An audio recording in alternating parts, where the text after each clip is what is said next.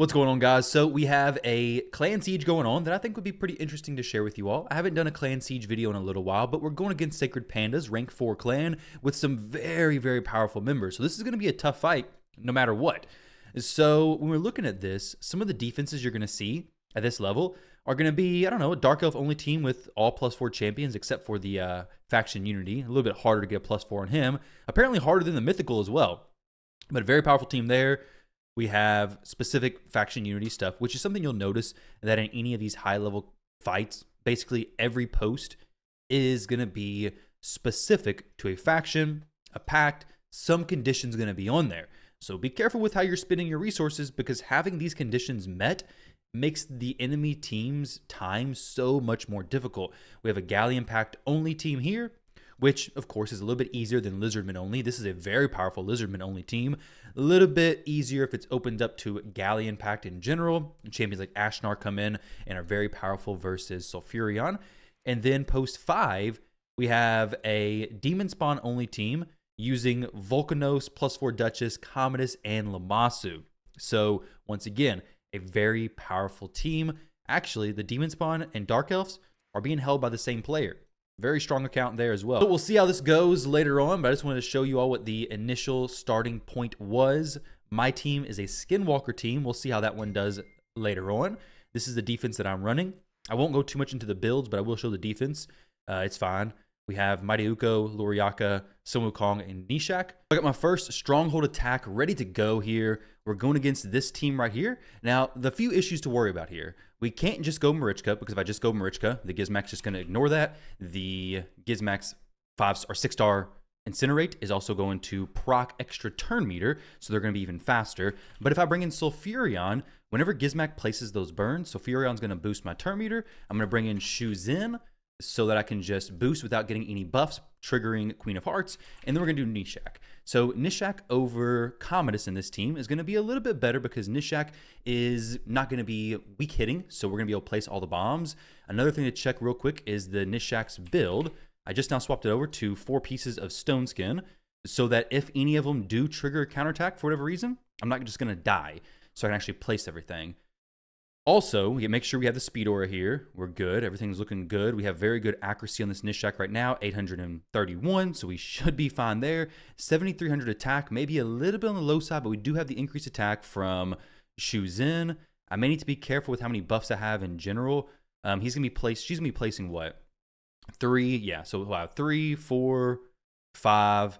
So hers is with 10, right? Yeah, so we're good there. Let's go ahead and jump in here and see how this goes. I'm hoping for no funny stuff as far as feral gear.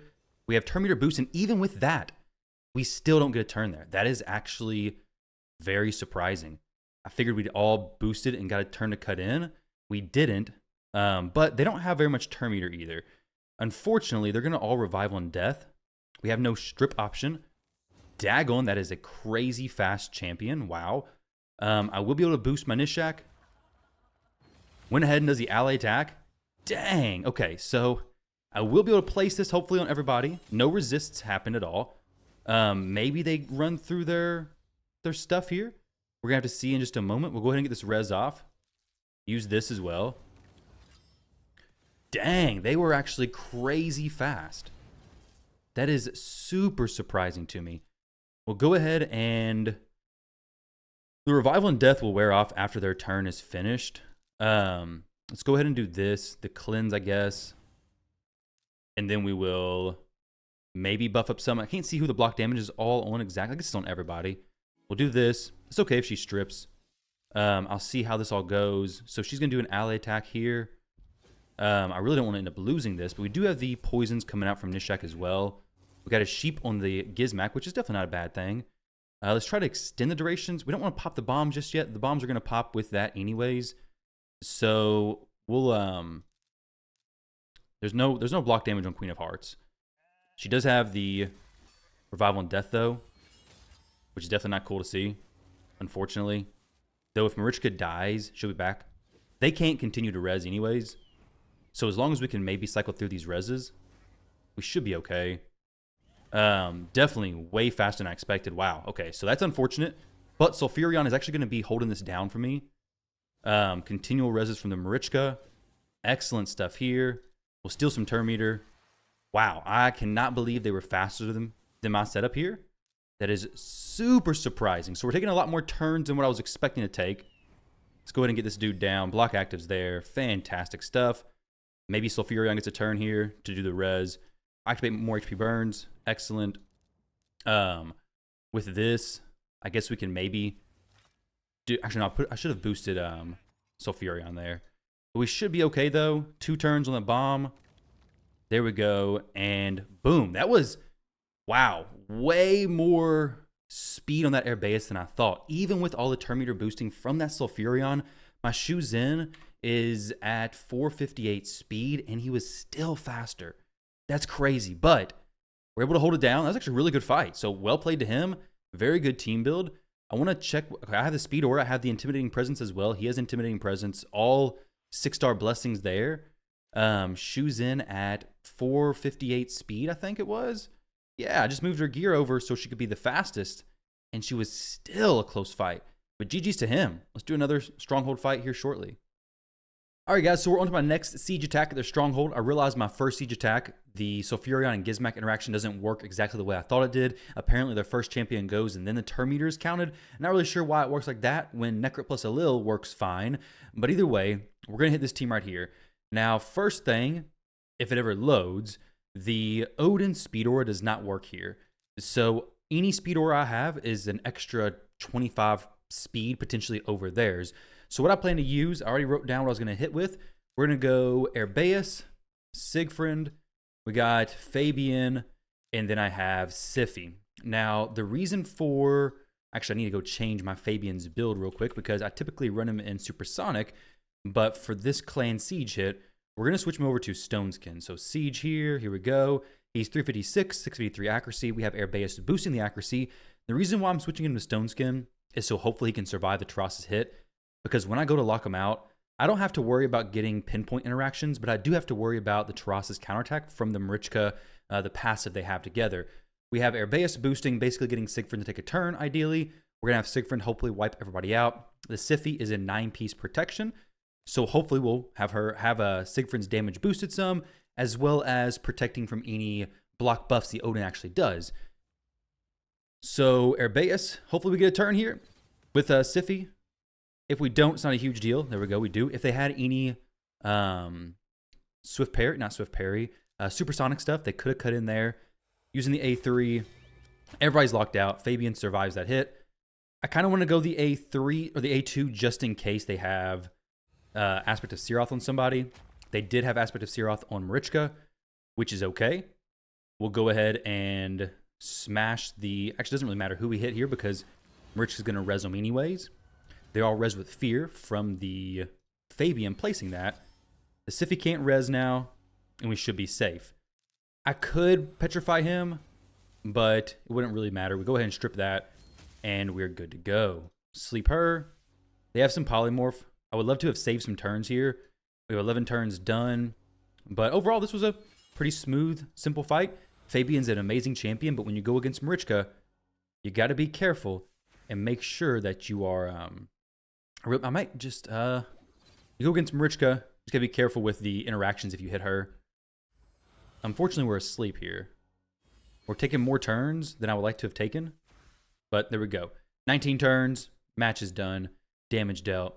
Pretty smooth. Now, with this team, if our Siphi would have been feared and we only had Siphi, that could have been the game decided then, basically. But everything worked out fine. Now, we have one more scroll left to use, so we'll be back in just a little while. Barakas is next. Good luck. All right, guys, we're doing the last attack here against a very strong opponent. Now, with that said, this Galathir actually could tear me up, but I think I have some backup plans, and I'm really hoping I just don't get stripped. But the team I'm going to use is going to be a team I sent as a screenshot to my clan chat. It's going to be Marichka, Tarras, Necrit, and Siegfried. Now, if all goes correctly and is according to plan, then Necrit should be protecting my Siegfried. Now, something I just now realized... yeah, he's definitely going to protect Siegfried, is Galathir may swap forms and strip the Tarras and place block actives. Not going to be good if so, But let's see how this goes. I can only use Marichka this one last time, so I'm really hoping it's all successful. This is going to be a tough team, though. This is a very strong team. He has Intercept plus Stone Skin on the Galathier. Easy swap. Goes for the strip. Gets the block actives as well. And I am locked out on Marichka. So we got both of the most optimal strips possible, which is very unfortunate. And basically what that's going to do is it's going to cause him... Oh, and he got my Sigfrind locked out. That's actually horrible RNG. Actually, the worst possible RNG. My Sigfrind's locked out. Block actives. My Sigfrind got the... everything just actually ruined, honestly. Absolutely destroyed here. So... let's see what happens. I mean, it's probably a pretty fast Galathier. Not for sure how fast he is, of course. Don't have any clue about that. We do get rid of the block actives, which is nice. There's a small chance I can possibly do something. No, he's just cycled like crazy. Absolutely wrecked there. So let me reconvene and see how this next one goes. Assuming the game actually loads up and lets me in here, I'm going to try this one more time. So we got Shuzin plus Fabian plus Rodos. And we have Siffy. Now, make sure we put Fabian in the correct spot. We have the auras here. Rodos' build, make sure it's good. 296, so 300 speed we'll call it. Fabian is 356. He is in Stone Skin. We'll double check that real quick. Yes, 4 pieces of Stone Skin. Fantastic. We have Shuzin, who is currently 445, which I actually need to go in here and boost her speed a little bit. Let's get some slightly better speed gear on her in case they are even faster than I thought. So 458. Let's go ahead and see what happens here. And yeah, Siffy is 430. I could put her at 380 with 9 pieces of protection. But this is going to help me be speed tuned a little bit easier, I do believe, and I really need that to happen. So, okay, so they're not faster than me. We do get some good turn meter reduction there. The horse counterattacks, of course. We can actually just go ahead and pick off the Crixia pretty easily. Doesn't really matter if I do the A2 or the A3 here. Let's just go ahead and do the A3, I guess. Extra turn's not really that impactful, though, so we'll just A2 there on the Galathier. Okay, let's, I guess A1. Maybe stop getting extra turns there, Rodos. We don't really need those anymore, buddy. A3, please lock out this Marius and strip them all. Okay, we do increase the cooldowns and everything. Of course, he switches. Cannot strip my block debuffs, which is massive. So now maybe we can block actives on the horse. We do. That is huge. Okay, let's go for a big kill on the Marichka. We get it. Fantastic. So now the Crixia is up. We're going to go ahead and pick her off. We get the A1 from the Marius. Kills him, unfortunately, but he can only use that skill, basically. Rodos is going to be cleansed from everything. So at this point, I have to kill the Marius. The Galathier can switch forms and do the res, though. Oh, there we go. We got it. Sweet. Beautiful. Victory. Amazing. So that could have been risky either way. The Marius could have killed me. I could have weak hit, but we got it. Oh, my goodness. I don't like having matches that close, but that is good. It was successful. The Siffy being a 9-piece protection may have helped, maybe not. Doesn't really matter. That was a tough fight. GG's to Sunjo. Let's see how the other defenses look. We have some tough defenses past that. We have Erbeus plus Sigfrind, also a Rodosable team. But so this Clan Siege, I lost 1 fight, but was able to go 3-0 as far as the attack scrolls, which always feels bad when you lose your attack scrolls. It feels like you didn't really contribute much, but got the victory against Kat Marak, got the victory against Saeed, and then got the victory over here against Sunjo. So let's hope we do good on the CV, or finish out the siege strong. So far, it's been going great. We're down a little bit, though, just because they've been hitting our posts pretty hard. My defenses are, let's see, on the post, not being touched. And then over here, also not being touched. I'll try to show you guys the victories of my defenses. If we get to the Mana Shrines, I'll do some rebattles there. But if not, this may be all of the Clan Siege. So I'll check back here pretty soon, guys. All right, guys, so Clan Siege is finished. Let's go check out the results. Unfortunately, I wasn't able to do Mana Shrine rebattles because the Mana Shrines were not destroyed until probably like an hour or 2 before Clan Siege ended. So I was asleep. It ends at like 7 o'clock in the morning or something, but I was asleep. I was not going in here. But as far as what was hit for my team, I had 1 team in the Stronghold hit. It won a few, but the player just used some rebattles and was able to destroy it. My team I wanted to test out right here was not hit. Now, I would show the builds, but I probably need to keep them secret just for future Clan Sieges because I may use similar builds then. This team over here was Erbeus, Siffy, Harima, and Fabian. It ended up just getting killed pretty easily. But let's go ahead and check out who was victorious. We came out a little bit ahead, 5,300 to 5,000. I'm going to go ahead and collect these rewards. If you guys like these Clan Siege videos, let me know. I can try to show more stuff next time and have it a little bit better laid out. This time, I just showed my fights and then the end stuff. But if you guys want to know a little bit more, let me know. As far as Clan Sieges go, the biggest difference, actually, let's check this stuff and I'll talk about it. Dark Elves Amulet, Dwarves Ring, Demon Spawn Banner. This could be really good for Lydia, potentially. Skinwalker's Amulet, Sacred Order Ring. This could be really good for my Siegfried. I need a really good attack ring for him. This could be swapped to attack ring, but it's currently going, okay. Probably not even going to swap it, honestly. But we have a Sacred Order Banner. Let's see if this has anything interesting. Anytime something's Sacred Order, it's always Siegfried, Siegfried. Take it to 16. What do we get? Nothing really that special, honestly. Probably just going to be a pretty easy sell. Not going to rework that, unfortunately. Night Rev's Amulet and Undead Horde Ring. All right, not too bad there. It could be a really good ring. I mean, defense already rolled a little bit. Well, there we go. Nothing super special there, unfortunately. We do get the Primal Shard and then 12 Lamassu fragments, which I am looking for, actually. I do need more Lamassu fragments. I'm currently sitting at, let's see, for Lamassu 84. So like 2 more Clan Sieges, and then I should have Lamassu finished up. But as far as the artifacts we got, let's go check these out. Maybe get some quad roll speeds. Defense percent main, attack percentage main, some speed here. Is this going to be the quad rolled speed I was talking about? Single roll, let's see. We only need 2 more and we're good. Okay. We're just going to skip past that. Maybe keep it, maybe not. Ooh, this is crazy. Straight to 16. Give me something amazing, please. Debatable in the whole amazing thing, but I mean, these are some solid gloves. HP percentage there. Some very solid gloves. So maybe I use those, maybe I don't. My Siegfried, I think, already has some better ones, though. Crit rate with accuracy. I'll probably keep that anyways. Defense, crit damage, and accuracy. We can always roll these a little bit to see if it goes into the red stat and then potentially rework it. If so. To be fair, this is not too bad of a piece, though, honestly, even there. Feral is something I'm very slow to sell, typically. This is just not a good piece, though. Everything's all mixed and matched and kind of messed up. But if we get a quad roll here, or even a triple and then a single, I'll rework it. There we go. Quad roll. Let's rework. See what happens. Please, no speed, and then hit speed at the okay, no, dang. Oh, attack percentage and crit rate? No, that's still not great. Really not great. Though it could be a bomber piece, actually. Like a Nishak, possibly. Though, to be honest, but Nishak's already in a really good build. So, just really not a great piece that I can think of a use for right now. Maybe I think of one eventually, but we'll hang on to it probably. No real reason to rush getting rid of it. Do we get a, what happens here? A triple and then a double there. This is like, maybe for the video I'll reset it. There's no speed. It's not really going to be used. There is a double in the mythical piece plus a triple there, which is not too bad. Let's see. Maybe it gives me something good. Resistance, probably not going to be very good. HP and crit rate. I mean, there's some champs I can think of right now who I could actually use this on, so I will keep that.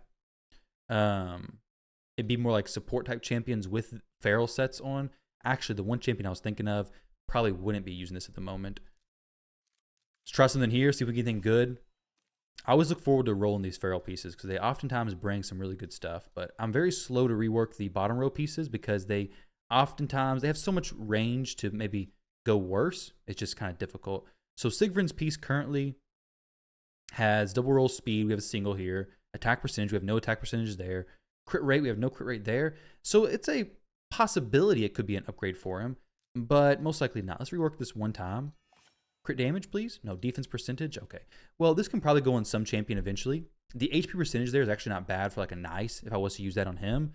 The double resistance roll is not good, but those are a good pair of gloves. But either way, thank y'all for watching. If you would like to see more Clan Siege content, let me know down in the comment section below. As far as like my specific builds, I probably won't be going over those. Unfortunately, I can give maybe some ideas about them, but I really want to see how my defense does before I start sharing what all the builds are and the specifics, because it hasn't been attacked in a little while. So I want to see how it actually performs. Right now, I'm looking forward to it, but I guess we'll have to see eventually in the future. And as far as my team defenses, I won't be showing these typically.